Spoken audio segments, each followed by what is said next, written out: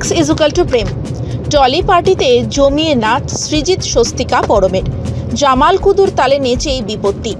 তারকাদের কখন কার সঙ্গে কি সমীকরণ হয় কেউ বলতে পারে না।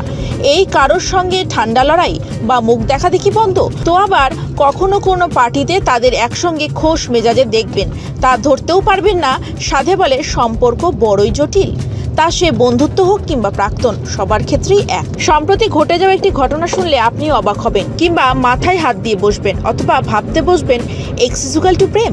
সম্প্রতি জনপ্রিয় ওটিটি প্ল্যাটফর্ম হইচইয়ের তরফ থেকে একটি নিউ ইয়ার পার্টির আয়োজন করা হয়েছিল। সেখানে হাজির ছিলেন টলি থেকে টেলিপাড়ার সেলেব্রা।